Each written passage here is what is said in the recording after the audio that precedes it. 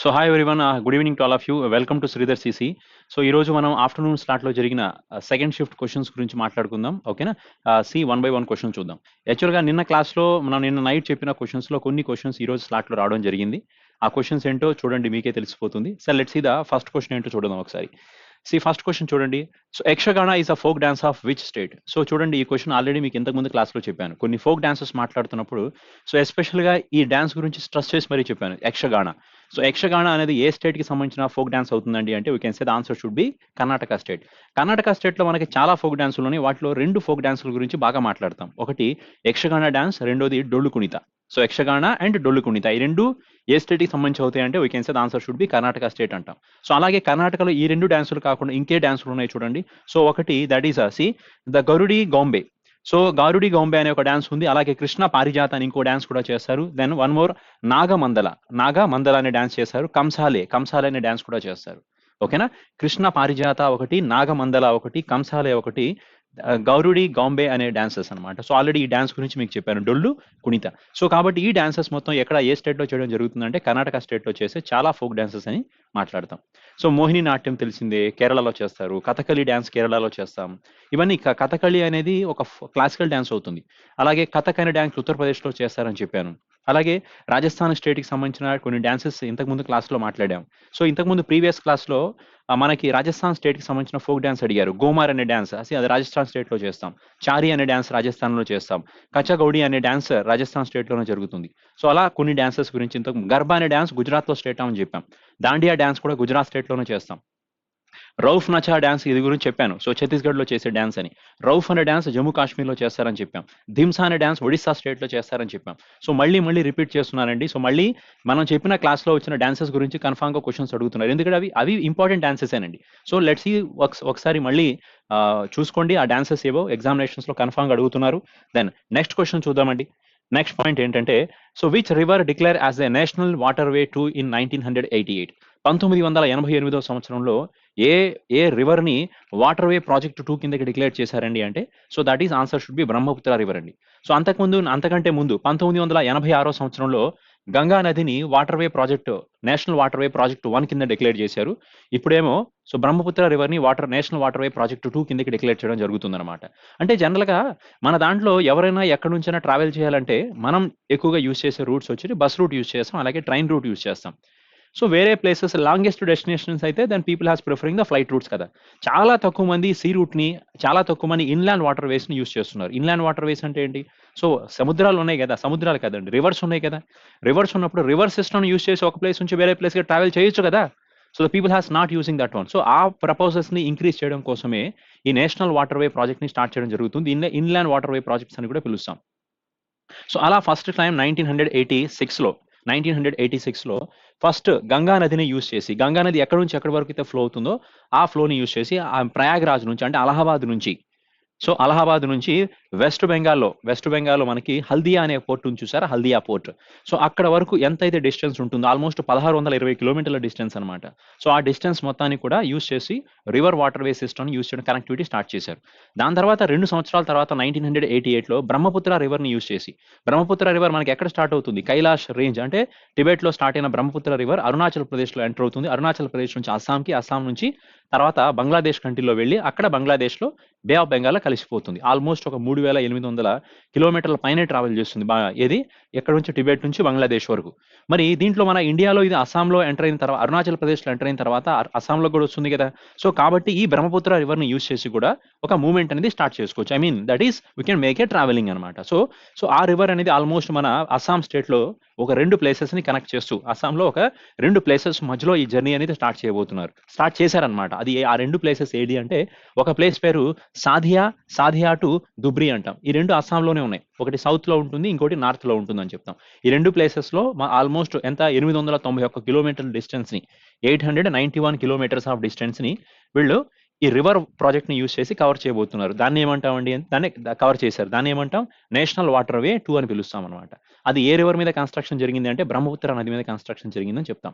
So Brahmaputra నదిని sorrow of Assam అని కూడా పిలుస్తారు. సో సారో ఆఫ్ అస్సాం అని బ్రహ్మపుత్ర రివర్ ని పిలవడం జరుగుతుంది.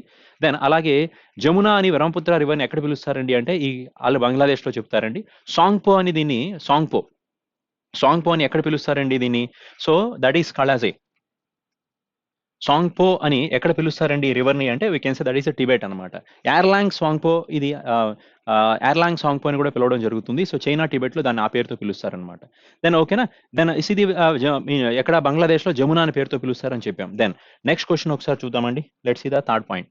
So what is the language? So which language spoken the majority of the people in the Lakshadweep only? Lakshadweep లో మెజారిటీ ఆఫ్ ద పీపుల్ మాట్లాడే భాష ఏంది అని అడుగుతున్నారండి. సో లక్షద్వీప్ మనకు తెలిసిందే కదా. లక్షద్వీప్లో ఎక్కువగా మాట్లాడే లాంగ్వేజ్ ఏంటంటే మలయాళం లాంగ్వేజ్ ఎక్కువగా మాట్లాడతారండి. అది ఈ రోజు ఎగ్జామినేషన్స్ లో క్వశ్చన్ అడిగారు. అంటే దీన్ని బట్టి మిమ్మల్ని ఎగ్జామినేషన్స్ లో ఏ స్టేట్ లో ఎక్కువగా ఏ లాంగ్వేజ్ అడుగుతున్నారు సంగతి కూడా అడుగుతున్నారు కదా. సో అండమాన్ నికోబార్ ఐలాండ్స్ లో ఎక్కువగా మాట్లాడే లాంగ్వేజ్ ఏది అంటే అండమాన్ లో మాట్లాడితే that is we can say Bengali language గురించి చెప్పాలి. తర్వాత హిందీ కూడా మాట్లాడతారు. సో అండమాన్లో ఎక్కువగా మాట్లాడితే బెంగాలీ, లక్షద్వీప్లో ఎక్కువగా మాట్లాడితే మలయాళం లాంగ్వేజ్ అంటాం. మన ఇండియన్ కాన్స్టిట్యూషన్ లో how many official languages are there in Indian constitution means you can say the answer should be the total 22 official languages are there in Indian constitution. Clear కదా. So out of the total 22 official languages, so ఇంతకుముందు 14 official language ఉన్నాయి, తర్వాత 22 official language కిందకి చెప్పారని చెప్పాను. తర్వాత ఈ ఏ లాంగ్వేజ్ని ఎప్పుడు ఇంట్రొడ్యూస్ చేశారు ఇంతకుముందు ప్రీవియస్ వీడియోలో మాట్లాడాం. సో వాళ్ళలో ఇప్పుడు కొన్ని లాంగ్వేజ్ అనేది ఏ స్టేట్లో ఎక్కువగా మాట్లాడతారో చూద్దాం. సింధ్ అనే లాంగ్వేజ్ని ఎక్కువగా ఏ స్టేట్లో మాట్లాడతారు? సింధ్. సో ఇది పంజాబ్ స్టేట్లో మాట్లాడే ఎక్కువగా మాట్లాడే లాంగ్వేజ్ అని చెప్పొచ్చు. అలాగే then we can say Konkani అనే లాంగ్వేజ్ ఎక్కువగా ఏ స్టేట్లో మాట్లాడతారంటే ఏం చెప్తాం? Konkani. So Konkani language especially we speak in the Goa only. గోవాలో ఎక్కువగా కొంకాని లాంగ్వేజ్ మాట్లాడతారని చెప్తాం. దెన్ నేపాలీ అనే లాంగ్వేజ్ ఎక్కువగా ఎక్కడ మాట్లాడతారు? నేపాలీ అనేది. సో నేపాలీ లాంగ్వేజ్ ఎక్కువగా మాట్లాడేది ఎక్కడ అంటే we can say the answer should be Sikkim అండి. మన ఇండియాలో సిక్కిం స్టేట్లో నేపాలీ అనేది ఎక్కువగా మాట్లాడతారు. అటు లిటిల్ బిట్ అస్సాంలో కూడా కలుస్తుంది, బట్ ఎక్కువగా సిక్కిం అంటాం. డోంగ్రీ అనే లాంగ్వేజ్ ఎక్కువగా ఎక్కడ మాట్లాడతారు? సో డోంగ్రీ లాంగ్వేజ్ ఇది జమ్మూ కాశ్మీర్ అని చెప్తాం. ఇది ఒక జమ్మూ కాశ్మీర్ అఫీషియల్ లాంగ్వేజ్ కింద డిక్లేర్ చేశారు. జమ్మూలో మొత్తం ఎన్ని అఫీషియల్ లాంగ్వేజ్ ఉన్నాయంటే మొత్తం 5 అంటాం. ఇది 5ది, ఇదే కొత్తగా యాడ్ అయింది డోంగ్రీ అనేది. దెన్ నెక్స్ట్ పాయింట్ వచ్చేటప్పటికి అండ్ మణిపూర్లో ఎక్కువగా మాట్లాడతారు. దెన్ సంథాలీ లాంగ్వేజ్ ఎక్కువగా ఎక్కడ మాట్లాడతారు? ఎగ్జామ్లో చాలా ఇంపార్టెంట్ పాయింట్ అండి. సంథాలీ అనేది బీహార్లో ఎక్కువగా, సంథాలీ అనేది జార్ఖండ్లో ఎక్కువగా మాట్లాడతారండి. జార్ఖండ్లో ఉంటుంది, అస్సాంలో కూడా మాట్లాడతారు. దెన్ మైథిలి అనే లాంగ్వేజ్ ఎక్కువగా ఎక్కడ మాట్లాడతారు? మైథిలి. సో మైథిలి అనే లాంగ్వేజ్ ఇది అస్సాం స్టేట్లో, బీహార్ స్టేట్లో ఎక్కువగా మాట్లాడడం జరుగుతుంది. ఇది Maithili is Bihar, Santali is in Jharkhand state, Dogri in Jammu Kashmir, that is Konkani is in Goa, Nepali is in Sikkim states అండి. ఒకసారి ఈ లాంగ్వేజెస్ ని జాగ్రత్తగా నోట్ చేసుకోండి, బికాస్ మేబీ మీ స్లాట్ లో ఈ క్వశ్చన్ అడగడానికి స్కోప్ ఉంటుంది. ఓకేనా. సరే నెక్స్ట్ పాయింట్ ఒకసారి చూద్దాం. Next one. So which is the Indian telecommunication satellite launched on February 2019? So 2019 February month లో మన ఇండియాకి సంబంధించిన ఒక శాటిలైట్ ని లాంచ్ చేశారు. ఆ శాటిలైట్ అనేది ఎక్కడి నుంచి లాంచ్ చేశారు? ఆ శాటిలైట్ పేరు ఏంటి అని అడుగుతున్నారు. సో శాటిలైట్ పేరు GSAT, that is a geo synchronise satellite అంటాం. ఇది ఒక కమ్యూనికేషన్ శాటిలైట్ అండి. దిస్ ఈస్ ఒక కమ్యూనికేషన్ శాటిలైట్ అంటాం. సో ఈ శాటిలైట్ ని ఎక్కడి నుంచి లాంచ్ చేయడం జరిగిందండి అంటే, so this satellite has launched from the Kourou space centre అంటామండి. Kourou space centre. This is French Guiana. So French Guiana అనే కంట్రీ నుంచి, అంటే ఫ్రాన్స్ లో కోరస్ అనే ఒక స్పేస్ సెంటర్ నుంచి శాటిలైట్ ని లాంచ్ చేయడం జరిగింది. దీంతో పాటు సౌదీ అరేబియా కంట్రీకి సంబంధించిన శాటిలైట్ కూడా లాంచ్ చేశారు. సో ఈ జీసాట్ అనే శాటిలైట్ ని జియో సింక్రనైజ్ శాటిలైట్ అంటాం. This is especially using for the communication satellite. So this satellite యొక్క లైఫ్ టైం ఎంత అండి అంటే we can say the satellite life time 15 సంవత్సరాల పాటు ఉంటుందండి. ఈ శాటిలైట్ అని ఇన్సాట్ అనే శాటిలైట్ ని రీప్లేస్ చేసిందని చెప్పొచ్చు. ఇండియన్ శాటిలైట్ ఇది కమ్యూనికేషన్ శాటిలైటే. ఈ కమ్యూనికేషన్ యొక్క శాటిలైట్ లైఫ్ అనేది ఎండ్ అయిపోయింది. దాన్ని రీప్లేస్ చేస్తూ జీసాట్ అనే శాటిలైట్ ని స్పేస్ లో పంపించారు.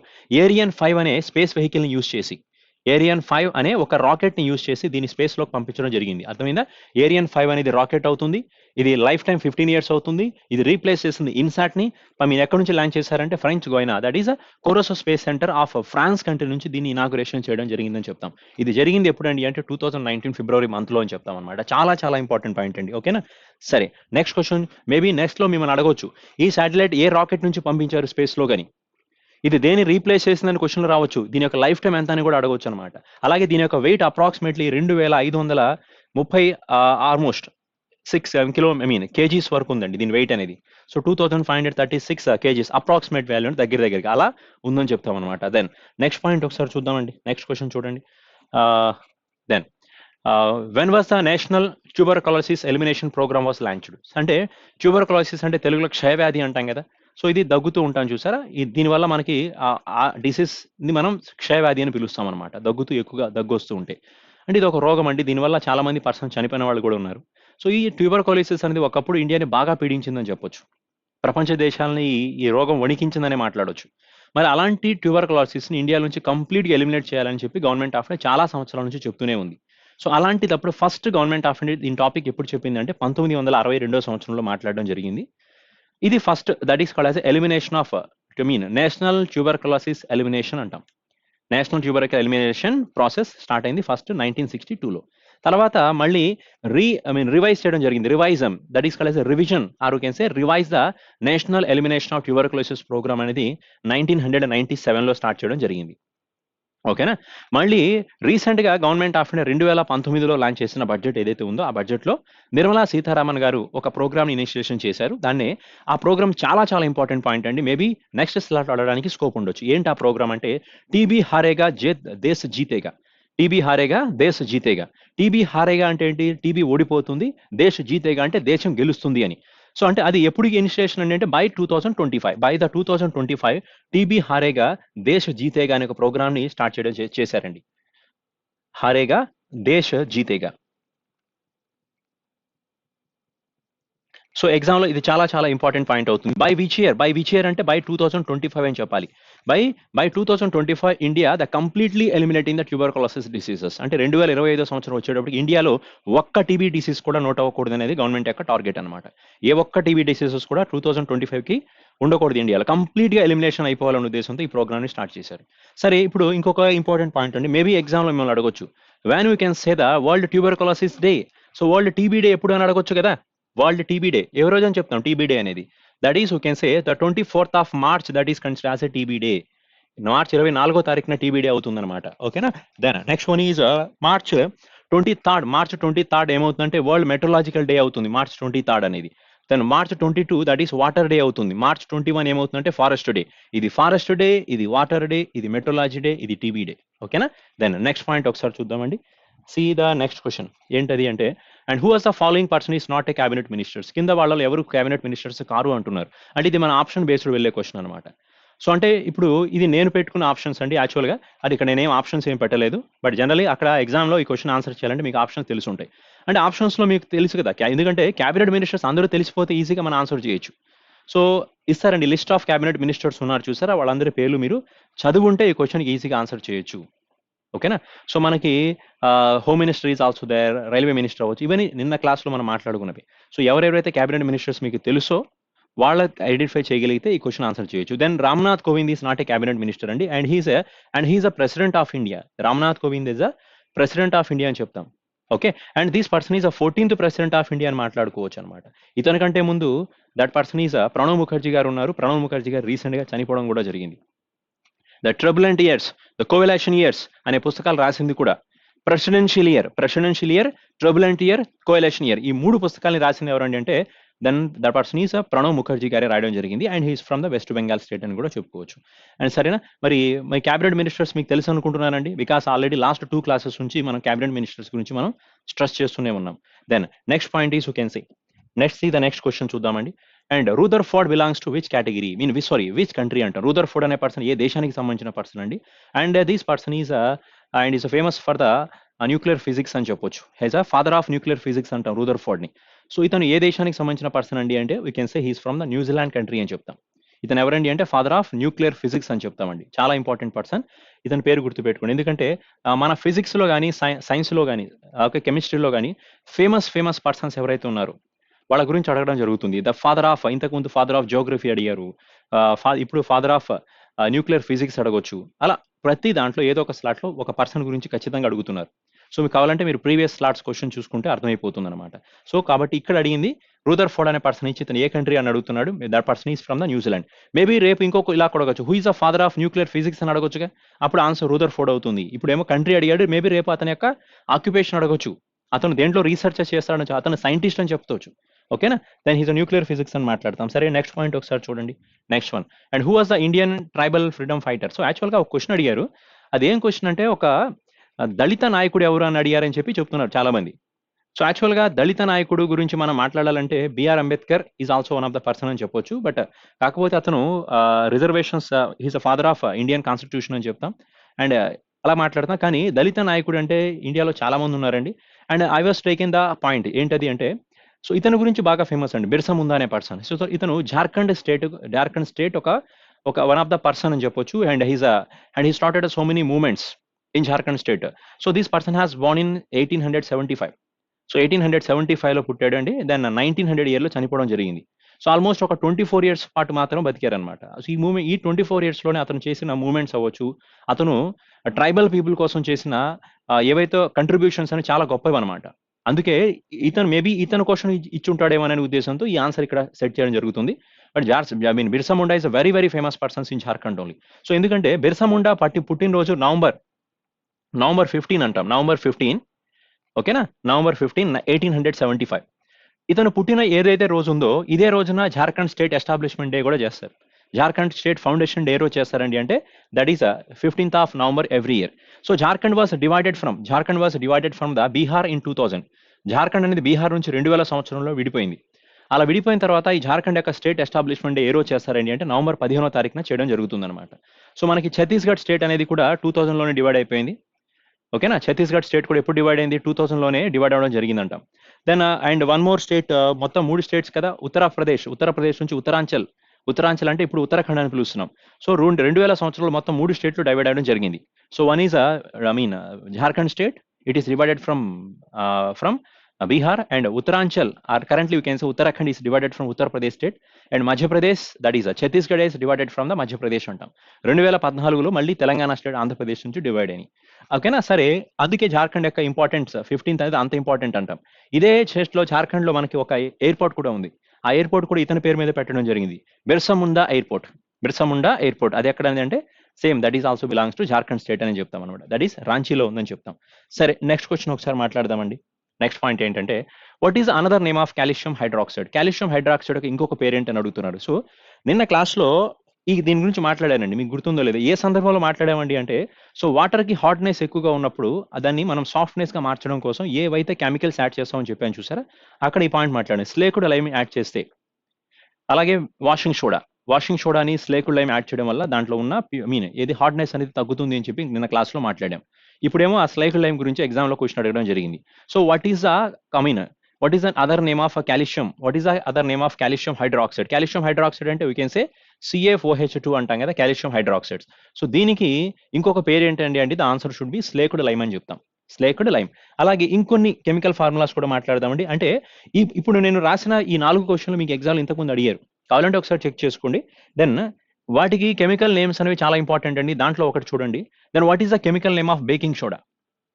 సో బేకింగ్ సోడాకి కెమికల్ నేమ్ అవుతుందంటే సోడియం హైడ్రోజన్ కార్బోనేట్ అంటాం, లేదా సోడియం బైకార్బోనేట్ అని కూడా పిలవచ్చు. సోడియం హైడ్రోజన్ కార్బోనేట్ అంటాం కదా. ఇది బేకింగ్ సోడాకి ఒక కెమికల్ నేమ్ కిందకి మాట్లాడతాం. అలాగే ఇంకోటి ఏమన్నాడు, వాషింగ్ సోడా. ఇది కూడా నిన్న రాత్రి క్లాస్లో మాట్లాడాను. వాషింగ్ సోడాని స్లేకుడ్ లైమ్ని యాడ్ చేయడం వల్ల వాటర్లో ఉన్న హార్డ్నెస్ తగ్గుతుంది అని. సో వాషింగ్ సోడాకి కెమికల్ నేమ్ ఏంటంటే that is also sodium carbonate అంటాం, Na2CO3, సోడియం కార్బోనేట్ అంటాం. ఓకేనా. Then next one is bleaching powder. ఇది ఇంతకుముందు ఎగ్జామ్లో అడిగినట్టున్నాడండి. ఇది వాషింగ్ సోడా గురించి, బేకింగ్ సోడా గురించి ఆల్మోస్ట్ ఇంతకుముందు స్లాట్లో రిపీట్ అయినాయి. మేబీ బ్లీచింగ్ పౌడర్ అడగలేదు అనుకుంటున్నాను.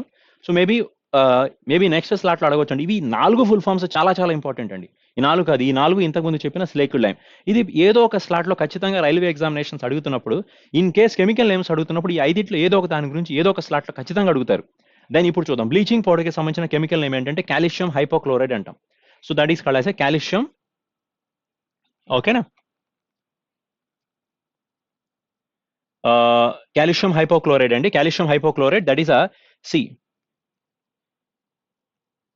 ద కాల్షియం హైపోక్లోరైడ్ అంటాం కదా. సో ఇది కెమికల్ ఫార్ములా అవుతుంది. నెక్స్ట్ వన్ ఈజ్ లైమ్ కి దట్ ఈస్ కాల్షియం కార్బోనేట్ అంటాం, కాల్షియం కార్బోనేట్. సో ఇవన్నీ వీటికి సంబంధించిన కెమికల్ ఫార్ములాస్ అవుతాయి. సో ఓకేనా. దెన్ ఇవి ఎగ్జామినేషన్స్ లో చాలా ఇంపార్టెంట్ పాయింట్ అండి. Okay, then okay. So let's see that is a chemical name of that is a chemical formula for calcium hypochlorite అండి. దెన్ ఒకసారి చూసుకోండి. Baking soda sodium hydrogen carbonate అవుతుంది. Washing soda is sodium carbonate అవుతుంది. Bleaching powder that is calcium hypochlorite. Limestone is calcium carbonate అంటాం. So then next point చూద్దాం. Next one, where is the headquarters of Interpol? So Interpol అనేది ఒక international police organisation అని చెప్పొచ్చు. అంటే అంతర్జాతీయ police సంస్థ. సో చాలా దగ్గర 194 దేశాలకి ఇది పోలీస్ ఆర్గనైజేషన్ హెడ్ అని చెప్పొచ్చు. 994 ఆర్గనైజేషన్స్ కి 194 కంట్రీస్ కి ఆ 194 కంట్రీస్లో ఉన్న పోలీస్ మొత్తానికి కూడా హెడ్ ఇంటర్పోల్ అని మాట్లాడతాం. సో అందుకే చాలా సినిమాలు ఈ వర్డ్ మనం బాగా వింటూ ఉంటాం. బిర్లా సినిమా విన్నారు కదా, దాంట్లో మనకి ఇంటర్పోల్ ఆఫీసర్స్ వీన్ ప్రభాస్ని పట్టుకోవడానికి Birla that is interpole polices search చేస్తున్నారని చెప్పి ఆ మాట చాలా సినిమాల్లో. సో ఎక్కువగా సినిమాలో వీడ్ చేస్తాం ఇంటర్పోల్స్ అనే వర్డ్ అనేది. సో ఇంటర్పోల్ అనే అసలు యాక్చువల్గా ఇది ఒక ఇంటర్నేషనల్ పోలీస్ ఆర్గనైజేషన్ అని చెప్పొచ్చు, అంతర్జాతీయ పోలీస్ సంస్థ అని మాట్లాడతాం. సో ఇది చేసే పని ఏంటండి అంటే దెన్ ఐ మీన్ కంట్రీస్కి సపోర్ట్ చేస్తూ ఉంటుంది. Maybe it is catching the I mean persons who are escaping from the countries, వేరే దేశాల్లో దొరకని పర్సన్స్ ఎవరైతే ఇంటర్నేషనల్ టెర్రరిస్టులు ఉంటారో వాళ్ళందరినీ పట్టుకునే పనిలో ఉంటుందండి. అలాగే ఇంటర్పోల్కి చాలా పెద్ద రోలే ఉందని చెప్తాం. సో ఈ ఇంటర్పోల్కి హెడ్ క్వార్టర్స్ ఎక్కడ ఉంది అంటే we can say the answer should B ఫ్రాన్స్లో ఉందని చెప్తాం. సో ఎన్ని మెంబర్షిప్ కంట్రీస్ ఉన్నాయంటే 194 మెంబర్షిప్ కంట్రీస్ ఉన్నాయని మాట్లాడతాం అనమాట. అండ్ ఇంకో విషయం ఏంటంటే, సో ఇంటర్పోల్ ఆర్గనైజేషన్స్కి హెడ్ ఆఫీస్ ఫ్రాన్స్లో ఉంది కదా, ఇదే ఫ్రాన్స్లో ఇంకా ఏ ఆర్గనైజేషన్స్కి హెడ్ క్వార్టర్స్ ఉన్నాయంటే ఇంతకుముందు ఆల్రెడీ క్లాస్లో మాట్లాడున్నాం, that is OECD, organisation for economic cooperation development. ఇది ఇది ఇది ప్యారిస్లోనే ఉందండి. కానీ చూడండి, ఇది ఫ్రాన్స్ అనేది ఎక్కడ ఉంది అంటే లియాన్ అనే ప్లేస్లో ఉంది, కానీ ప్యారిస్లో లేదు. ఓకేనా, ఇది ఎక్కడ ఉంది, లియాన్లో ఉందంటాం. సో ఓఈసిడి అవ్వచ్చు, అలాగే యునెస్కో అవ్వచ్చు, యునెస్కో కానీ, రిపోర్టర్స్ వితౌట్ బోర్డర్స్ అవ్వచ్చు, అలాగే ఫైనాన్షియల్ యాక్షన్ టాస్క్ ఫోర్స్ అవ్వచ్చు, financial action task force. So మొత్తం ప్యారిస్లో ఇక్కడ మొత్తం ఫ్రాన్స్లో ఒక 5 ఇంటర్నేషనల్ ఆర్గనైజేషన్స్ మాట్లాడవచ్చు, ఇంక్లూడింగ్ ఇంటర్పోల్తో కలిపి.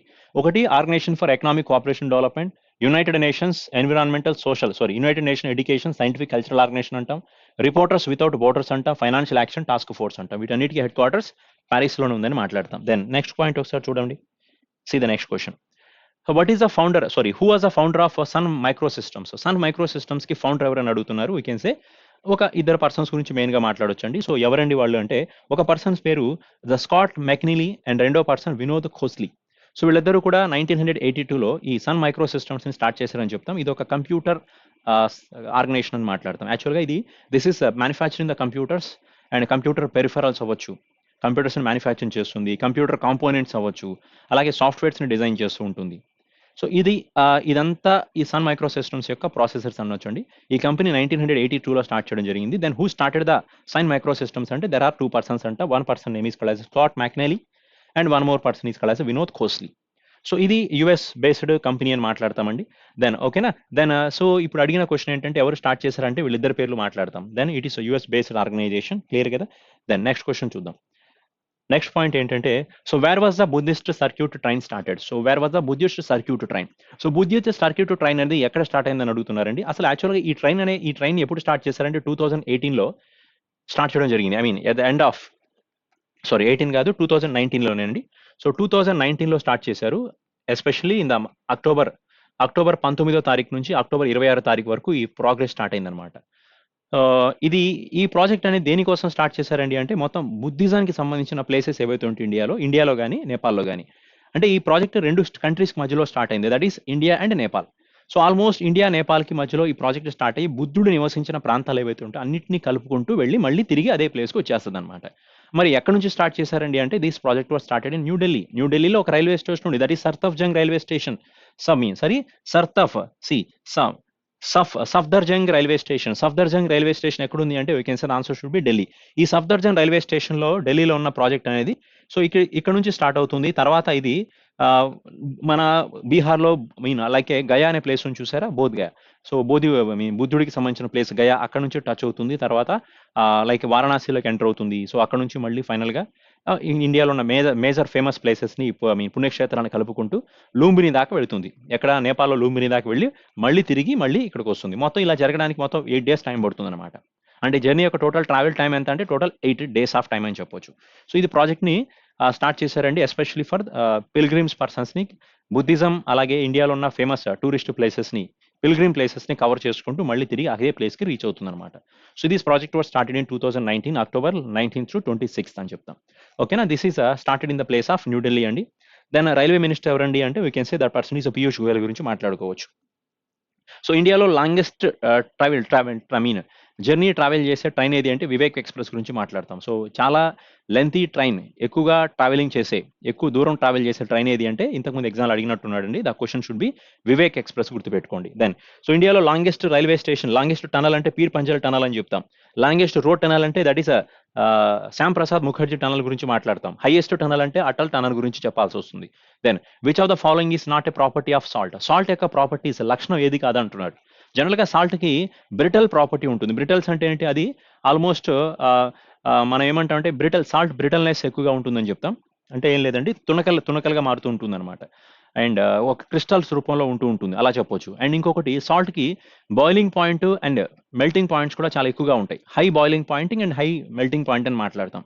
అలాగే సాల్ట్ కి వాటర్ లో కరిగిన తర్వాత ఎలక్ట్రిసిటీని ట్రాన్స్ఫర్ చేసే కాన్సెప్ట్ కూడా ఉంది. అది ఇట్ ఈస్ మెల్టింగ్ లో ఉన్నప్పుడైనా వాటర్ లో కలిసినప్పుడు ఎలక్ట్రిసిటీ అనేది దీని నుంచి ట్రాన్స్ఫర్ అవుతుంది. ఐ మీన్ ట్రావెలింగ్ అవ్వచ్చు. గుడ్ కండక్టర్ ఆఫ్ ఎలక్ట్రిసిటీ అని కూడా మాట్లాడుకుంటాం అనమాట.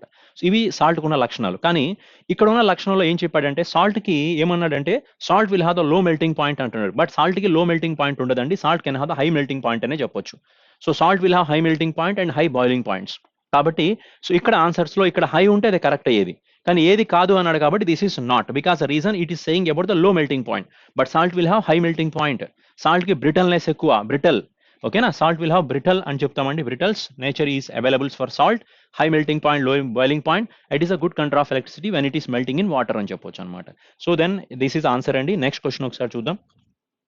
నెక్స్ట్ పాయింట్ ఏంటంటే the 16th point is. So ఈ క్వశ్చన్ చూడండి ఒకసారి. మాల్ఖేద్ అనే విలేజ్ అడిగారని చెప్తున్నారు. బట్ యాక్చువల్లీ సో అంత ఇంపార్టెన్స్ ఏం లేదండి ఈ విలేజ్ గురించి. బట్ ఎగ్జామ్లో అడిగారని చెప్తున్నారు. బట్ ఇది వచ్చిందో లేదో మీకే తెలియాలి. సో చూడండి ఒకసారి. మల్ఖద్ అనే విలేజ్ అనేది ఎక్కడుందని అడుగుతున్నారు.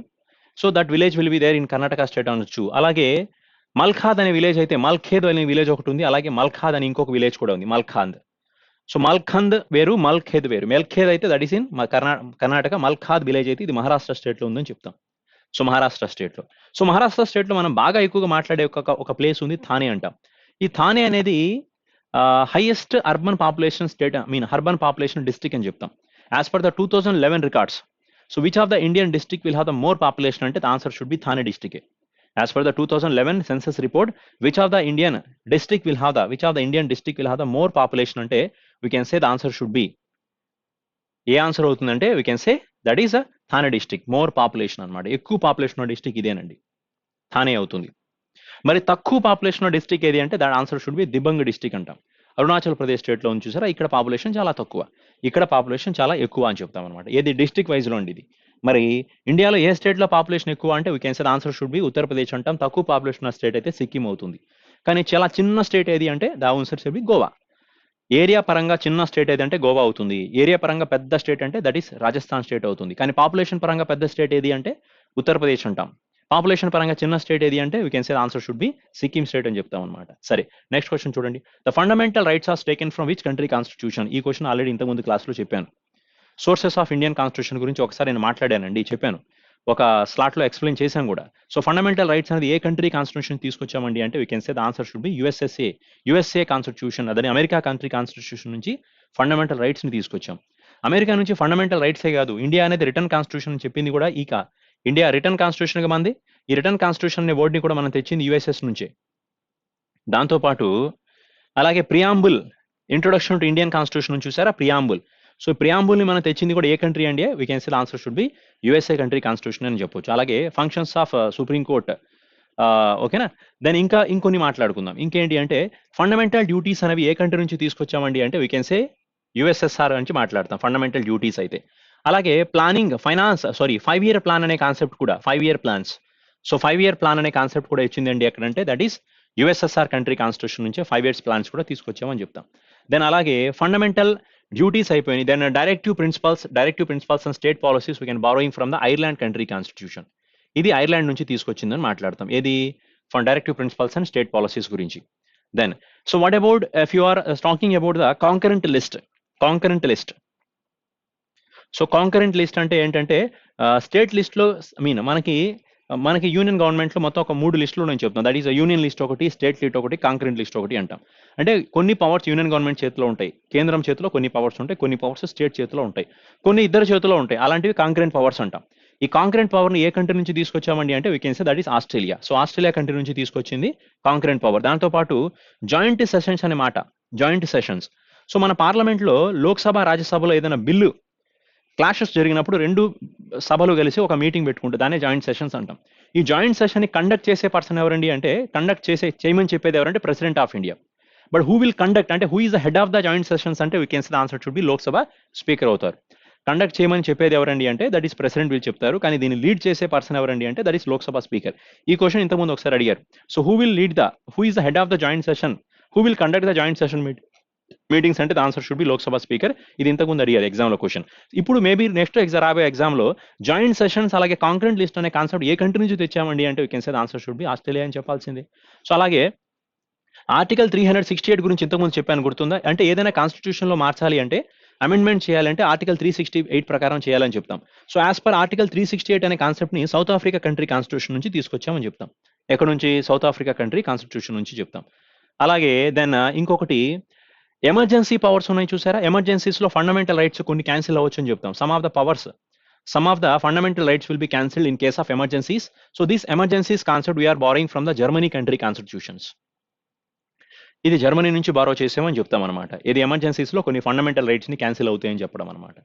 దెన్ అలాగే అండ్ వీ కెన్ సే ఇలా ఇంకొన్ని కొన్ని పాయింట్స్ ని మనం చాలా కంట్రీస్ నుంచి, అలాగే సిటిజన్షిప్ అనే కాన్సెప్ట్ అవ్వచ్చు, బైకామరల్ సిస్టమ్ కానీ బైకామరల్ సిస్టమ్స్, అలాగే control and auditor general position అవ్వచ్చు, ఓకేనా? అలాగే దాని సింగిల్ సిటిజన్షిప్ అంటాం, సిటిజన్షిప్. సో ఈ అన్ని కూడా మనం ఏ కంట్రీ నుంచి తీసుకొచ్చామండి అంటే can say these all points we are borrowing from the Britain country constitution అంటాం. బ్రిటన్ కంట్రీ కాన్స్టిట్యూషన్ నుంచి ఇవన్నీ బారో చేసామని చెప్తాం అనమాట. ఓకేనా?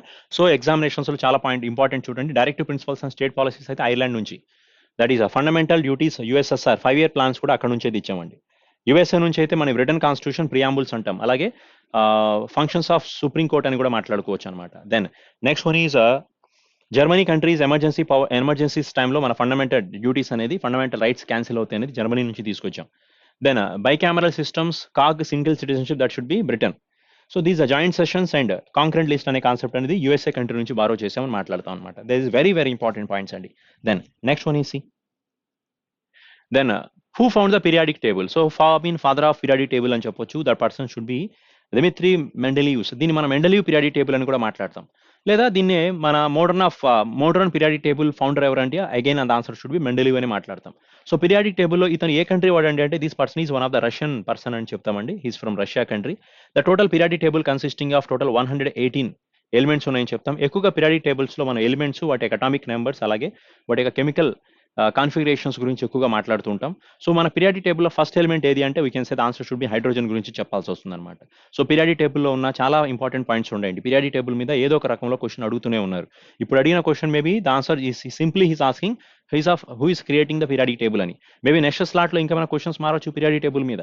సో కాబట్టి ఒకసారి అవి కూడా టచ్ చేసుకోండి. ఇంతకుముందు క్లాస్లో మీకు పీరియాడిక్ టేబుల్ మీద ఇనర్ట్ గ్యాసెస్ అంటే ఏంటి అని అడిగారండి ఇంతకుముందు ఒక స్లాట్ లో అనేది. దెన్ నెక్స్ట్ పాయింట్ ఒకసారి చూడండి.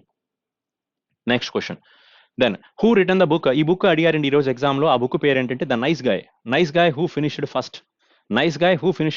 ఇది ఎవరి బయోగ్రఫీ అండి అంటే this is a biography of Rahul Dravid biography అండి బుక్ అనేది. ఆ బుక్ ని రాసిన పర్సన్ ఎవరండి అంటే we can say the author of the person is that is కలసే దావేంద్ర ప్రభుదేశాయ్ అనే పర్సన్ ఈ ఆటోబయోగ్రఫీని రాశారు. ఎవరిది ఆటోబయోగ్రఫీ అంటే this is autobiography of Rahul Dravid అని చెప్తాం. So what is the name of the book? The nice guy, the who finished first, that is the name of the book. Then అలాగే రీసెంట్ గా విజయ్ లోకపల్లి అనే ఒక పర్సన్, సో విజయ్ లోకపల్లి అనే person ఇంకొక person యొక్క biography రాయడం జరిగింది. This is the biography of which person అంటే this is the book name is we can say driven. This is a book related to Virat Kohli only. So Virat కోహ్లీకి రిలేటెడ్ ఒక book రాయడం జరిగింది. So the book name is, book పేరు ఏంటంటే driven అనే book అంటాం. రాసింది ఎవరు? విజయ్ లోకపల్లి అనే పర్సన్ రాయడం జరిగింది. అలాగే ఇంకొన్ని బుక్స్ మాట్లాడతాను. ప్లేయింగ్ ఇట్ మై వే అనే పుస్తకాన్ని రాసింది ఎవరు? Playing it my way, playing it my way. So playing it my way అనే పుస్తకాన్ని రాసింది ఎవరండి అంటే this is autobiography of Sachin. ఇది సచిన్ యొక్క ఆటోబయోగ్రఫీ అవుతుంది. The straight from my heart అనే బుక్ రాసింది ఎవరండి అంటే we can say Kapil Dev autobiography straight from my heart అనే బుక్ అవుతుంది. Then century is not enough అనే పుస్తకాన్ని రాసింది ఎవరు? Century is not enough. చాలా ఇంపార్టెంట్ పాయింట్లు అండి. ఎందుకంటే ఇప్పుడు వరకు క్రికెట్ కి సంబంధించిన బుక్స్ ఒక స్లాట్ అడగడం జరిగింది. ఇప్పుడు అదేమో ట్రెండ్ అయిపోయింది. ఇప్పుడు క్రికెట్ కి సంబంధించిన బుక్స్ మీద పడ్డారనమాట. సో ఇంతకు ముందేమో పురాణాలకు సంబంధించిన పుస్తకాలు అడిగారు. పాత కాలంలో ఫ్రీడమ్ ఫైటర్ సంబంధించిన బుక్స్ అయిపోయాయి. ఇప్పుడేమో ఏకంగా క్రికెటర్ యొక్క లైఫ్ స్టోరీ మీద పడడం జరిగింది. ది మేబీ నెక్స్ట్ తరం ఈసారి కరెంట్ అఫైర్స్ లో బుక్స్ మీద పడతారేమో చూద్దాం అది కూడా. సరే ఇప్పుడు ఇది క్రికెటర్స్ లైఫ్ స్టోరీస్ ఉన్న బుక్స్ అండి. దాంట్లో ఒక బుక్ పేరు century is not enough. Century is not enough. So చెప్పండి ఈ పుస్తకాన్ని రాసింది ఎవరండి అంటే this is autobiography of Ganguly. ఇది సౌరవ్ గంగూలీ యొక్క autobiography. That is a playing, that is century is not enough అంటాం. UGUENO century is not enough. అలాగే playing it my way already రాశాను కదా, that is the test of my life అనే పుస్తకం ఇంతకుముందు exam అడిగాడు. Test of my life. So test of my life that is cricket to cancer and back. Test of my life cricket to cancer and back, that is Yuvraj Singh life story అనమాట. Yuvraj Singh, UV అని పిలుస్తాం short cut లో. Yuvraj Singh book అతని life story మీద రాసిన అతని autobiography ఏమవుతుందంటే that is test of my life అంటాం. అండ్ ఇంకొక బుక్ కూడా మాట్లాడదాం, 281 అండ్ బియాండ్. 281 అండ్ బియాండ్ అంటాం. సో ఈ బుక్ ఎవరిదండి అంటే this is the life story of VVS Laxman. VVS Laxman autobiography పేరు ఏంటంటే that is 281 and beyond. So no spin is a book of who is author of the book no spin. No spin అనే పుస్తకానికి author ఎవరండి అంటే we can say the book author is Shane Warne. Shane Warne book life story no spin అంటాం.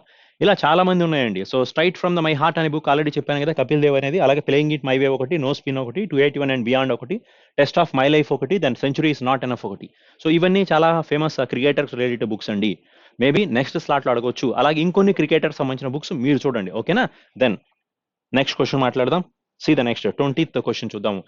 Which of the following is not the extension of video file. ఇది ఏది video file కి extension కాదు అని ఒక question అడిగారు. Let's see the కొన్ని options చూద్దాం. సో దీంట్లో MP4 అనేది మన వీడియో ప్లేయర్ కి ఎక్స్టెన్షన్ అవుతుంది. అలాగే MPG is also one of the video file. అలాగే AVI అనేది కూడా వీడియో ఫైల్ కి ఎక్స్టెన్షన్స్ అవుతాయి. కానీ ఏది కాదండి అంటే we can say JPG. So JPG అనేది ఇది మనకి ఫోటోస్ ఎక్స్టెన్షన్ కదా, ఇది ఒక ఫోటో ఫైల్స్ అవుతాయి. JPG అనేది ఫోటో ఫార్మేట్ అండి. మన ఫోటోకి JPG PNG ఫార్మేట్స్ ఉంటాయి, ఓకేనా. మరి ఇవన్నీ మాత్రం వీడియోకి రిలేటెడ్ గా మనకి ఎక్స్టెన్షన్స్ అంటాం. ఇలా ఇంకొన్ని ఎక్స్టెన్షన్స్ కూడా ఉంటాయండి, అవి మీరు చూసుకోండి ఎగ్జామినేషన్స్ లో. సో దట్ ఈస్ MP4 అలాగే MPG and AVI. So these are the video file extensions. JPG is that is a photos extension అని చెప్తాం. దెన్ .doc అంటే డాక్యుమెంట్స్ అవుతాయి. .doc అంటే అది డాక్యుమెంట్ కి ఎక్స్టెన్షన్ కిందకి మాట్లాడతాం. దెన్ నెక్స్ట్ పాయింట్ చూడండి. And who is architect of Taj Mahal. So ఈ మార్నింగ్ స్లాట్ లో ఈ రోజు రెడ్ ఫోర్ట్ ఆర్కిటెక్చర్ అడిగాడు. ఇప్పుడేమో తాజ్ మహల్ ఆర్కిటెక్చర్ అడుగుతున్నారు. బట్ కామన్ పాయింట్ ఏంటో తెలుసా, ఇద్దరు ఆర్కిటెక్టర్ ఒకడే. ఎవరో పర్సన్ ఉస్మాద్, that person is Ustad Ahmad Lahori. Ustad Ahmad Lahori, this person is architect of Taj Mahal అని చెప్పొచ్చు. 1631 సంవత్సరంలో ఇతను ఆర్కిటెక్ట్ గా స్టార్ట్ చేయడం జరిగింది. ఐ మీన్ దీనికి ఆర్కిటెక్ట్ ప్లానింగ్ ఇచ్చారండి. సో ఆల్మోస్ట్ మన తాజ్ మహల్కి ఒక 22 సంవత్సరాలు పట్టిందని చెప్తామండి. So almost. అండ్ ఇంకో విషయం ఏంటంటే this is whose build the Taj Mahal అంటే we can say the answer should be Shah Jahan for his wife. That is Mumtaz కి పేరు మీద కట్టడం జరిగింది. ఇది అందరికీ తెలిసిందే కదా, ఆగ్రాలో ఉందని మాట్లాడతాం. Agra fort is also in Agra only. So Shah Jahan, okay. So very very important person. So చాలా మొఘల్ డైనాసిటీలోకి ఇతను ఒక స్పెషల్ రికగ్నైజేషన్ ఉందని చెప్పొచ్చు షాజహాన్ కి, ఓకేనా. సరే, this is Ustad Ahmad Ali has build this fort. That is called as a designer అండి. That means especially he's called as a architect of Taj Mahal అని మాట్లాడతాం అనమాట. తాజ్ మహల్ కి వెనక వైపున ఉన్న ఒక రివర్ పేరు ఏంటంటే that is Yamuna. Yamuna river అనేది గంగా నదికి ఉన్న ట్రిబ్యూట్ లో చాలా పెద్ద ట్రిబ్యూటరీ అదే అవుతుంది, యమునా రివర్. గంగాకి సెకండ్ లార్జెస్ట్ ట్రిబ్యూటరీ పేరు ఏంటంటే సోన్ రివర్ అంటాం. Son river is the second largest tributary of Ganga. Which is the largest tributary of Ganga అంటే we can say that is Yamuna river మాట్లాడతాం. So Yamuna river bank only the Agra fort is located. Delhi is also on Yamuna river bank only, ఓకేనా. సరే, next question ఒకసారి మాట్లాడదామండి. So which state of India has rat hole mining is practised. Rat hole mining గురించి చెప్పాలండి. Rat hole mining అంటే rat hole అంటే ఎలక కంత అంటాం కదా. సో యాక్చువల్గా 2018 సంవత్సరంలో December month last days of December month లో ఒక ఇన్సిడెంట్ జరిగింది. ఎక్కడ మేఘాలయలో ఒక ర్యాట్ హోల్ ఇన్సిడెంట్ జరిగింది. ర్యాట్ హోల్ అంటే ఎలక తవ్విందని కాదు అక్కడ మీనింగ్ ఏంటంటే ఎలక కంత ఎంతైతే ఉంటుందో దానికి కొంత పై సైజులో అంటే ఒక 4 అడుగులు వెడల్పుతో వేసి కొంతమంది ఇల్లీగల్ గా మైనింగ్ చేయడం స్టార్ట్ చేశారు. ఎక్కడ, అది మేఘాలయలో. ఆల్మోస్ట్ 380 అడుగుల లోతుకి వెళ్ళిపోయారండి. అంత లోతుకి వెళ్ళి మైనింగ్ చేయడం స్టార్ట్ చేస్తున్నారు. ఇప్పుడు ఏమైందండి అంటే ఇది అంటే నేషనల్ గ్రీన్ ట్రిబ్యునల్ యొక్క పర్మిషన్ ఏం లేదు. ఇల్లీగల్ గా తెలియకుండా కొంతమంది పర్సన్స్ మేఘాలయలో ఉన్న కొన్ని అడవుల్లో ఇక్కడ మైనింగ్ ని స్టార్ట్ చేశారు. సో ఈ మైనింగ్ స్టార్ట్ చేస్తున్నప్పుడు ఏమైంది అంటే, సో ఇది ఇల్లీగల్ కాబట్టి ఎవరికి తెలియదు అనమాట. అన్ఫార్చునేట్లీ ఒక 20 మంది మైనింగ్ లోకి వెళ్ళారు. సో తవ్వుతున్నప్పుడు అక్కడ ఆ సరౌండింగ్స్ లో ఉన్న లెటిన్ అనే ఒక రివర్ ఒకటి ఉంది. లెటిన్ అనే ఒక రివర్ అనమాట. ఈ రివర్ అనుకోకుండా పొంగడం వల్ల ఈ రివర్లో నీళ్లు మొత్తం కూడా ఈ ర్యాట్ హోల్ లోపలికి ఈ హోల్స్లోకి వచ్చేసాయి అనమాట. అంటే వాళ్ళు హోల్ కూడా అదే సైజులో పెట్టారు. పెద్ద పెద్ద మైనింగ్ ఇల్లీగల్గా చేసే పనులు మొత్తం కూడా అందరూ పబ్లిక్గా చేస్తారు ఏంటండి ఈ కారు కదా. సో అంటే వాళ్ళు చేసిన పని ఏంటంటే అంటే ఒక చిన్న హోల్ని క్రియేట్ చేసి ఆ ఒక సొరంగం లాగా తవ్వుకుంటూ వెళ్ళి మైనింగ్ చేయడం స్టార్ట్ చేశారు. జనరల్గా మనకి సింగరేణి, బొగ్గుగను ఇలాంటి మైనింగ్ ప్లేసెస్ చాలా హెవీ హెవీగా ఉంటుంది ఆ హోల్స్ అనేవి. అంటే చాలా పెద్దగా తవ్వుతారనమాట. కానీ ఇక్కడ వీళ్ళు చేసిన పని ఏంటంటే చిన్న చిన్నగా తవ్వుకుంటూ వెళ్ళిపోయారు. సో అలా అనుకోకుండా ఆ నది పొంగడం వల్ల ఏమైపోయిందంటే దీంట్లోకి నీళ్లు వచ్చేసాయి. సో కంప్లీట్‌గా 20 మంది దాంట్లో ఇరుక్కుపోయారు. సో దాంట్లో నుంచి 5 బయటకు వచ్చేసారు. ఆ 15 మంది అక్కడే ఉండిపోయారు. వాళ్ళు చనిపోయారో, బతికారో తెలియని కూడా తెలీదనమాట. సో అందుకని దాన్ని లామిన్ దాన్ని ఏమంటారంటే ర్యాట్ హోల్ ట్రాజెడీ కింద పిలుస్తారనమాట. దాని తర్వాత అది గవర్నమెంట్‌కి తెలిసింది. సో వాళ్ళని కాపాడడం కోసం చాలా మంది వెళ్లి అక్కడ ట్రై చేశారు. సో ఆల్మోస్ట్ ఇది 2 సంవత్సరాల క్రితం జరిగిన విషయం. 2018లో జరిగిందండి. సో ఇప్పుడు అడిగాడు వాడు ఎగ్జామ్‌లో క్వెషన్. సో ఎక్కడ జరిగిందండి అంటే ఆన్సర్ షుడ్ బి మేఘాలయ స్టేట్‌లో జరిగిందని చెప్తాం. ఓకేనా. సో మేఘాలయ క్యాపిటల్ ఏమవుతుందంటే షెల్లింగ్ అవుతుంది. ఈ షెల్లింగ్‌లో మనకి జరూకి అనే ఒక ఇంటర్నేషనల్ ఎయిర్‌పోర్ట్ కూడా ఉంది. జరూకి international airport belongs to that is here that is belongs to Meghalaya state only. Then ఓకేనా. దెన్ నెక్స్ట్ పాయింట్ చూడండి. మీన్ కర్నాడ్ సంగ్మా అనే పర్సన్ ఇక్కడ చీఫ్ మినిస్టర్ కింద యాక్ట్ చేస్తున్నారు. సత్యపాల్ మాలిక్ అనే పర్సన్ మేఘాలయకి గవర్నర్ కింద యాక్ట్ చేస్తున్నారని చెప్తాం. Then next point see the next question ఏంటది అంటే so what is the target of India to complete the national highway by March 2021? 2021 సంవత్సరం వచ్చేటప్పటికి మన ఇండియాలో ఎంత ప్రాజెక్ట్ని ఎన్ని కిలోమీటర్ల హైవే ప్రాజెక్ట్ని కంప్లీట్ చేయాలనేది టార్గెట్ పెట్టారండి అంటే the answer should B 11,000 kilometres of A project అండి. సో బై ద జనవరి 2020కి అంటే రేమో జనవరి 15 మొన్న రీసెంట్గా జనవరి 15, 2020కి ఆల్మోస్ట్ మనకి ఒక 8,900 కిలోమీటర్స్ అప్రాక్సిమేట్గా అండ్ అప్రాక్సిమేట్గా ఒక 9,000 కిలోమీటర్స్ యొక్క నేషనల్ హైవే అనేది కంప్లీట్ అయిపోయింది.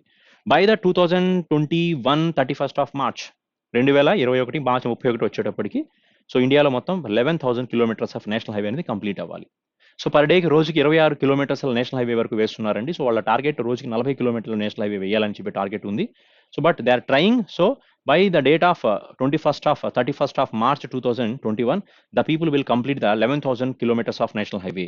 So who was currently acting as our road and highway transportation minister means the person name is Nitin Gadkari. This person is from the Nagpur consistency and Chapochu. Okay, na? He is one of the cabinet ministers. Then let's see the next question. So Mahatma Gandhi attended the which INC after return from south Africa. So ఇక్కడ ఒక question చాలా మంది అంటున్నారు, Mahatma Gandhi south Africa నుంచి వచ్చిన తర్వాత ఎక్కడ meeting పెట్టారు, ఎక్కడ ఒక యూనివర్సిటీలో మాట్లాడి, ఇలా చాలా చాలా క్వశ్చన్లు చెప్తున్నారు. But actually as per previous ఎగ్జామినేషన్స్లో అడిగిన క్వశ్చన్స్ బట్టి ఎలా అడగడానికి స్కోప్ ఉందండి అంటే యూనివర్సిటీ అంటే ఇది ఎక్కడ మనకు కనబడలేదండి. సో ఎస్పెషల్గా మేబీ అయి ఉండొచ్చు అని ఈ క్వశ్చన్ చెప్తున్నాం. So Mahatma Gandhi south Africa నుంచి ఎప్పుడు వచ్చారంటే 1915లో రావడం జరిగింది. ఆయన 1915 రావడం తర్వాత అతను ఇండియాలో ఉన్న చాలా ప్లేసెస్ని దర్శించడం జరిగింది, వెళ్ళారు. ముంబై వెళ్ళారు, ఆల్ ఓవర్ ఇండియా తిరిగారు. సో దాంట్లో ఎక్కువ ఎస్పెషల్గా 1916లో లాహోర్లో కాదండి, లక్నోలో జరిగిన ఒక ఐఎన్సీ మీటింగ్ ఏదైతే ఉందో 1916 లక్నోలో జరిగిన ఐఎన్సీ మీటింగ్కి ఈ పర్సన్ అటెండ్ అవ్వడం జరిగిందని చెప్తాం. కానీ అక్కడ ఎటువంటి మాట్లాడడం జరగలేదండి. But he was attended first time ఇండియాకి వచ్చిన తర్వాత. 1893లో సౌత్ ఆఫ్రికా వెళ్ళిన మహాత్మా గాంధీ 1915లో ఇండియాకి రావడం జరిగింది. So almost 22 years he stayed in there only. So after then he came to India. That is 9th of January 1915 అంటాం. అలా వచ్చిన ఆ పర్సన్ 1916లో లక్నో ఐఎన్సీ మీటింగ్లో అటెండ్ అవ్వడం జరుగుతుంది. But he was attended, he was not spoken anything there. So మరి ఆ ఐఎన్సీ మీటింగ్ ఏదైతే ఉందో అక్కడ అటెండ్ అయ్యారని చెప్తాం. అది ఎక్కడ జరిగిందంటే లక్నో అని చెప్తామండి. దెన్ ఈ ఐఎన్సీకి అంబికా చరణ్ అనే పర్సన్, ఓకేనా, అంబికా చరణ్ ముజుందర్ అనే పర్సన్ ఐఎన్సీకి హెడ్గా యాక్ట్ చేశారు. సో ఈ ఐఎన్సీ మీటింగ్లోనే ఎక్స్ట్రీమిస్ట్ అండ్ మోడరేట్స్ అనే ఇద్దరిని కలపడం జరిగిందనమాట. అది మితవాదులు అతివాదులు అంటాం చూసారా, వాళ్ళు 1907 ఐఎన్సీలో మీటింగ్లో విడిపోవడం జరుగుతుంది. మళ్ళీ 1916 ఐఎన్సీలో కలవడం జరుగుతుంది అంటాం. సరేనా. 1907లో జరిగిన ఐఎన్సీ మీటింగ్లో వాళ్ళు విడిపోవడం జరుగుతుంది. దట్ ఈస్ సూరత్లో జరిగిన ఐఎన్సీలో డివైడ్ అవుతారు. మళ్ళీ 1916 ఐఎన్సీలోనే కలవడం జరుగుతుంది. రామ్ బిహార్ దాస్ అనే person, Ras Bihari Das is acting as a 1907 INC meeting, 1907 INC that is సూరత్లో జరిగిన ఐఎన్సీకి హెడ్గా అతనేనండి. There the Indian National Congress was divided into extremist and modernist.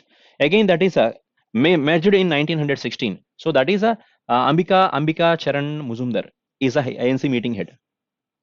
ఇక్కడ ఇతను ఐఎన్సీ మీటింగ్ హెడ్గా ఉన్నారని చెప్తాం. ఈ మీటింగ్లో మహాత్మా గాంధీ గారు మాట్లాడారని చెప్తున్నామండి. సరే, మాట్లాడడం అంటే హీ వాజ్ అటెండెడ్ దేర్ అని. ద నెక్స్ట్ క్వశ్చన్ ఒకసారి చూడండి. So Motilal Nehru started the Swaraj party with whom. Motilal Nehru గారు ఎవరితో కలిసి స్వరాజ్ పార్టీ స్టార్ట్ చేశారండి అంటే that is with Chittaranjan Das అంటాం, సిఆర్ దాస్ అండి. సో వీళ్ళు 1922 ఐఎన్సీ ఏదైతే ఉందో గయాలో జరిగింది ఒక ఐఎన్సీ మీటింగ్ అనేది. గయాలో ఒక ఐఎన్సీ మీటింగ్ జరిగింది. In this meeting only they started the Swaraj party. Swaraj party గురించి అనౌన్స్మెంట్ ఇచ్చారండి. I mean they want to start the Swaraj party అని చెప్పడం జరిగింది. అది ఎప్పుడండి అంటే 1922లో జరిగింది. ఎవరెవరితో కలిసి, ఐ మీన్ ఈ ఐఎన్సీకి హెడ్ ఎవరండి అంటే we can say C R Das. C R Das, Chittaranjan Das is acting as a president of this INC meeting. అక్కడ అనౌన్స్మెంట్ చేసిన ఈ ఐఎన్సీ అనేది 1923 జనవరి ఫస్ట్న ఈ ఐఎన్సీ మీటింగ్ అనేది ఇండియాలో స్టార్ట్ చేయడం జరిగింది. ఐ మీన్ సారీ, ఐఎన్సీ కాదు, స్వరాజ్ పార్టీ అనేది స్టార్ట్ అయింది ఎప్పుడంటే 1923 ఫస్ట్ ఆఫ్ జనవరి అంటాం. దీని గురించి డెసిషన్ తీసుకుంది ఎక్కడంటే 1922 గయా ఐఎన్సీలో డెసిషన్ అనేది తీసుకోవడం జరిగిందని చెప్తాం అనమాట. ఓకేనా, సరే. అండ్ 1922లో జరిగిన ఈ ఐఎన్సీ అనేది ఏదైతే ఉందో అది ఎక్కడ జరిగిందండి అంటే ఆన్సర్ వచ్చేటప్పటికి గయలో జరిగిందని చెప్తాం అనమాట. Then let's see the next question ఒకసారి మాట్లాడదామండి. Let's see the next point. So bael and tendu trees, ఈ రెండు ట్రీస్ అనేది ఎక్కువగా ఏ అడవుల్లో ఉంటున్నాయండి అంటే we can say the answer should be Madhya Pradesh state అని చెప్తాం. మధ్యప్రదేశ్లో ఉన్న అడవుల్లో I mean bel trees and tendu trees అనేవి రెండు ఎక్కువగా దొరుకుతున్నాయని చెప్తాం అనమాట. Then let's see the next point. Next question for the which country host the world environment day 2020 in partnership with Germany అని. సో చాలా మంది ఏమంటున్నారంటే సార్, కొంతమంది ఏమన్నారంటే సార్ యుఎన్ఈపి ఒక ప్రోగ్రామ్ కండక్ట్ చేసిందండి, అది ఎక్కడ జరిగింది అని కొంతమంది చెప్తున్నారు. కొంతమంది ఏం చెప్పారంటే sir United Nations environment programme యొక్క హెడ్ క్వార్టర్ అడిగారండి అని చెప్తున్నారు. బట్ కానీ ఈ క్వశ్చన్ కి చూస్తే మనకు అర్థమైంది ఏంటంటే ఫైనల్ గా United Nations environment programme plus అలాగే జర్మనీ కంట్రీ వాళ్ళు ఇద్దరూ కలిసి వరల్డ్ ఎన్విరాన్మెంట్ డే ని ఎక్కడ స్టార్ట్ చేశారని చెప్పి అడిగారని క్వశ్చన్ అర్థమైంది అనమాట. సో ఇది 2020లో జరిగిన న్యూస్ అని చెప్పొచ్చు. 2020లో United Nations environment Programme and Germany country, the both countries has conducted the World Environment Day for Biodiversity. So in which place ante we can say the answer should be Colombia. So Colombia అనే కంట్రీలో ఈ రెండు మన Germany plus United Nations environment programme the both people conducted one type of programme on world environment day to save the biodiversity అంటే environment ని save చేయడమే, forest ని save చేయడం, ఎన్విరాన్మెంట్ ని కాపాడడం, పొల్యూషన్స్ ని కంట్రోల్ చేయడం, ఇవన్నీ కూడా మనకి బయోడైవర్సిటీ యాక్టివిటీస్ కిందకి వస్తాయి.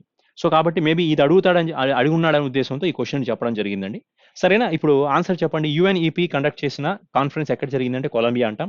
Colombia capital is you can say Bogota అనేది దీనికి క్యాపిటల్ అవుతుంది, Bogota. So Bogota is a capital and currency you can say that is consider as a peso అనేది దీనికి కరెన్సీ కిందకి కన్సిడర్ చేస్తామని చెప్తామండి. సరే, ఇప్పుడు ఇంకో క్వశ్చన్ ఏంటంటే సరే మేబీ కొంతమంది అడిగినట్లు సార్ యుఎన్ఈపికి హెడ్ క్వార్టర్ ఎక్కడ ఉందని చెప్తామండి. యుఎన్ఈపికి హెడ్ ఆఫీస్ ఎక్కడ ఉందండి అంటే దీనికి ఆన్సర్ వచ్చేటప్పటికి నైరోబీలో ఉందండి. నైరోబీ అనేది ఏ దేశంకి యొక్క క్యాపిటల్ అవుతుందండి అంటే we can say the answer should B Kenya అని చెప్తాం. సో కెన్యా కంట్రీకి క్యాపిటల్ ఏంటి అంటే నైరోబీ అంటాం. కెన్యా కంట్రీకి కరెన్సీ ఏమవుతుందంటే షిల్లింగ్ గురించి మాట్లాడతాం. సో మరి ఈ కాన్ఫరెన్స్ కండక్ట్ చేయడానికి ఇంకో కంట్రీ యొక్క సపోర్ట్ ఏది అంటే దట్ ఈస్ జర్మనీ గురించి మాట్లాడాం. జర్మనీ. సో జర్మనీ భాగస్వామ్యంతో కాబట్టి జర్మనీ యొక్క క్యాపిటల్ ఆల్రెడీ మనకు తెలిసిందే, that is called as A Berlin అనేది జర్మనీ కంట్రీకి క్యాపిటల్ అవుతుంది. కరెన్సీ ఏమవుతుందంటే we can say the answer should B euro. ఈ బెర్లిన్ లో మనకి ట్రాన్స్పరెన్సీ ఇంటర్నేషనల్ ఏదైతే ఉందో దానికి హెడ్ ఆఫీస్ ఈ బెర్లిన్ లోనే ఉంది. అండ్ ఇంకో విషయం కూడా మాట్లాడొచ్చు సార్, ఎన్విరాన్మెంట్ డే ఎప్పుడండి అంటే we can say the answer should B June 5 అనేది మనకి ఎన్విరాన్మెంట్ డే అవుతుంది. ఎందుకంటే ఇది చాలా సార్లు ఎగ్జామ్లో అడిగారు. June 5 అనేది వరల్డ్ ఎన్విరాన్మెంట్ డే ఎప్పుడు అంటే ఆన్సర్ షుడ్ బి June 5. ఇక్కడ మీకు అన్ని క్వశ్చన్స్ మాక్సిమం ఒక 4-5 క్వశ్చన్స్ వరకు కవర్ చేసామండి. ఏది అంటే వరల్డ్ ఎన్విరాన్మెంట్ డే ఎప్పుడు అనేది ఒక పాయింట్ అవుతుంది. యుఎన్ఈపికి హెడ్ ఆఫీస్ అనేది ఎక్కడ అని చెప్పొచ్చు. ఈ మీటింగ్ జరిగింది ఎక్కడ అంటే that answer should be Colombia అంటాం. అలా ఆ దేశాలకి సంబంధించిన క్యాపిటల్స్ అలాగే కరెన్సీస్ కూడా మాట్లాడామండి. దెన్ నెక్స్ట్ పాయింట్ ఒకసారి మాట్లాడదాం. See the next question. So PSLV C-45 launched from which space station. PSLV C-45 అనే మిసైల్ అనేది ఇది 2018లో ఆల్మోస్ట్ 2018లో ఈ ప్రాజెక్ట్ లాంచ్ చేయడం జరిగిందండి. పిఎస్ఎల్వి C-45 అనేది ఎక్కడ నుంచి లాంచ్ చేశారండి అంటే we can say this is launched from Sriharikota, that is Satish Dhawan space centre నుంచి లాంచ్ చేశారని చెప్తాం. మరి ఇప్పుడు పిఎస్ఎల్వి అంటే పోలార్ శాటిలైట్ లాంచ్ వెహికల్స్ 45, ఇది ఒక నెంబర్ అంటాం. ఇన్ని పిఎస్ఎల్ నుంచి ఇన్ని మిసైల్స్ ని స్పేస్ లో పంపించారని చెప్తాం, దట్ ఈస్ అ నెంబర్ కదా. సరే, ఇప్పుడు ఇంకో విషయం ఏంటంటే ఈ పిఎస్ఎల్వి C-45 నుంచి లాంచ్ చేసిన శాటిలైట్ పేరేంటి? దట్ ఈస్ కాల్డ్ యాజ్ ఎమిసాట్ అంటాం. ఎలక్ట్రోమాగ్నెటిక్ ఇంటెలిజెన్స్ శాటిలైట్ అండి. ఇది ఒక కమ్యూనికేషన్ శాటిలైట్ అని చెప్పొచ్చు. సో ఒక ఇంటెలిజెన్స్ శాటిలైట్ అని చెప్తాం. సో ఈ శాటిలైట్ ని పంపించడం జరిగింది ఎప్పుడు C-45 నుంచి పంపించారని చెప్తాం. అలాగే పిఎస్ఎల్వి C-46లో నుంచి స్పేస్ లోకి పంపించింది రీసాట్ అంటాం. రీసాట్ 1B అంటాం. That is called as a remote imaging satellite system అంటాం. Remote sensing imaging satellite system అంటాం. దట్ ఈస్ రీసాట్ అంటాం. ఇది ఒక ఎర్త్ అబ్జర్వేషన్ శాటిలైట్ అవుతుందండి. అలాగే పిఎస్ఎల్వి C-47 ఇది 2019లో లాంచ్ చేశారు. ఇది 2000 C46 ఒకటి, C47 ఒకటి, C48 ఒకటి, ఇవన్నీ 2019లో లాంచ్ చేశారు. సో ఈ ప్రాజెక్ట్ ని కార్టోసాట్ 3 అనే ఒక శాటిలైట్ ని స్పేస్ లో పంపించారు. దీంతో పాటు ఒక 14 వేరే దేశాలకు సంబంధించిన శాటిలైట్లు కూడా స్పేస్ లో పంపించారండి. ఐ మీన్ ఆల్రెడీ 13 ఆర్ 14 పంపించారు. దాని నెక్స్ట్ నుంచి పిఎస్ఎల్వి C48 అనే దాంట్లో నుంచి RISAT remote sensing satellite 2B remote sensing satellite 2Bని ఇది కూడా స్పేస్ లో పంపించడం జరిగింది. అది పిఎస్ఎల్వి C48 అంటాం. అలాగే పిఎస్ఎల్వి C49 అనేది మన రీసెంట్ గా ఏది మన 2020లో లాంచ్ చేశారు. C49 అంటాం. దీంట్లో నుంచి ఈఓఎస్ ఎర్త్ అబ్జర్వేటరీ శాటిలైట్ 1ని స్పేస్ లో పంపించారు. అలాగే మొన్న డిసెంబర్ మంత్ లోనే మళ్ళీ పిఎస్ఎల్వి C50ని కూడా స్పేస్ లో పంపించడం జరిగింది. దీనివల్ల మనకి COM1 అంటే COM1 అంటే దట్ ఈస్ కమ్యూనికేషన్ శాటిలైట్ ని స్పేస్ లో పంపించడం జరిగిందని చెప్తాం. ఇవన్నీ కూడా లాస్ట్ 2 years లో మన ఇస్రో వాళ్ళు స్పేస్ లో పంపించినవే. దీంట్లో మధ్యలో 2019 దట్ ఈస్ జూలై 22వ తారీఖున చంద్రయాన్ 2 ప్రాజెక్ట్ ని స్పేస్ లో పంపించాం. అది తీసుకెళ్లిన మైసైల్ వేరండి. ఇవి పిఎస్ఎల్వీస్ కాదు, అది జిఎస్ఎల్వి మార్క్ 3 అంటాం. జిఎస్ఎల్వి మార్క్ 3 అది స్పేస్ లో క్యారీ చేసాం. దేన్ని చంద్రయాన్ 2ని. పిఎస్ఎల్వి C11 ఇది జరిగింది 2008లో పిఎస్ఎల్వి C11 ఓకేనా. అది చంద్రయాన్ 1ని స్పేస్ లో క్యారీ చేసిందని చెప్తాం. అది కూడా అక్టోబర్ 22వ తారీఖున అది జరిగింది 2008వ సంవత్సరంలో. సరేనా, ఇవి కొన్ని ఇంపార్టెంట్ పాయింట్స్ అవుతాయండి. సరేనా, నెక్స్ట్ క్వశ్చన్ ఒకసారి మాట్లాడదాం. ఒరాకిల్ని ఎవరు డెవలప్ చేశారు అంటున్నారు. ఒరాకిల్ని డెవలప్ చేసిన పర్సన్ పేరు ఏంటంటే Larry Ellison. So Larry Ellison అనే పర్సన్ ఒరాకిల్ని డెవలప్ చేశారండి. ఇది డెవలప్మెంట్ ఎప్పుడు జరిగింది అంటే నువ్వు కెన్ సే ద ఆన్సర్ 1977లో జరిగిందని చెప్తాం ఈ డెవలప్మెంట్ అనేది. మరి 1975లో మనకి 1975లో మైక్రోసాఫ్ట్ ని డెవలప్ చేశారండి. మైక్రోసాఫ్ట్ అనే కంపెనీ స్టార్ట్ అయింది. That is Bill Gates start చేయడం జరిగింది. తర్వాత 1976లో దట్ ఈస్ యాపిల్ అనే కంపెనీని యాపిల్ అనే కంపెనీని స్టీవ్ జాబ్స్ అనే పర్సన్ స్టార్ట్ చేయడం చెప్తాం. 1977లో ఒరాకిల్ అనేది స్టార్ట్ అయింది. మరి 1998లో ఎవరు స్టార్ట్ చేశారు, ఏం స్టార్ట్ అయిందంటే గూగుల్ అనే కంపెనీ స్టార్ట్ అవడం జరిగింది. సో గూగుల్ కి ఫౌండర్స్ ఎవరంటే Larry Page and Sergey Brins అని చెప్తాం. ఓకేనా. So this is Larry Ellison is Oracle అండి. That is Microsoft is that person is Bill Gates is Microsoft founder. Apple founder is Steve Jobs is Apple founder. Next 1998 Google founder Larry Page and Sergey Brin అని చెప్తాం. అలాగే Facebook అడగొచ్చు కదా, Mark Zuckerberg 2004లో Facebook launch చేశారు. Mark జూకర్ బెర్గ్ is a founder of Facebook అని చెప్తామండి. Then Amazon కి ఫౌండర్ ఎవరండి అంటే we can say Jeff Bezos is acting as a founder of Amazon. Tesla కి ఫౌండర్ ఎవరంటే Elon Musk is acting as a founder of Tesla అని కూడా చెప్పొచ్చు అనమాట. Then let's see the next question. So which are the following temple is not belongs to Kerala. So ఒక question కేరళలో temples గురించి అడిగారండి అని చెప్తున్నారు, కానీ అది ఎగ్జాక్ట్ గా మాకు క్వశ్చన్ దొరకలేదండి.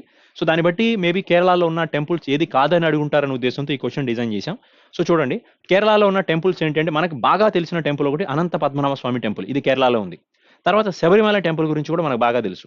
అలాగే వన్ మోర్ గురువయ్యూర్ అనే టెంపుల్ కూడా కేరళలో బాగా ఫేమస్ టెంపుల్స్ అంట. ఈ 3 టెంపుల్స్ కేరళలో బాగా ఫేమస్ అండి. ఇంకా చిన్న చిన్న టెంపుల్స్ కూడా ఉండుండొచ్చు, but these are the major temples in Kerala state. Shri Anantha Padmanabha Swamy temple, Sabarimala temple, and next one is Guruvayur Shri Krishna temple. And కాబట్టి లేని టెంపుల్ ఏదండి అంటే you can say that is a Konark temple అండి. కోణార్క టెంపుల్ కేరళలో లేదు, this is in Odisha state అంటాం. ఇది ఒడిస్సా స్టేట్ లో ఉన్నాయి.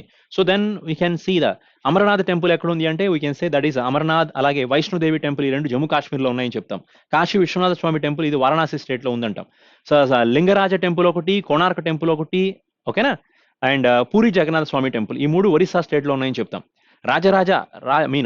లైక్ బృహదేశ్వర టెంపుల్ ఒకటి, కాంచీపురం టెంపుల్ ఒకటి, రఘునాథ టెంపుల్ ఒకటి, ఓకేనా.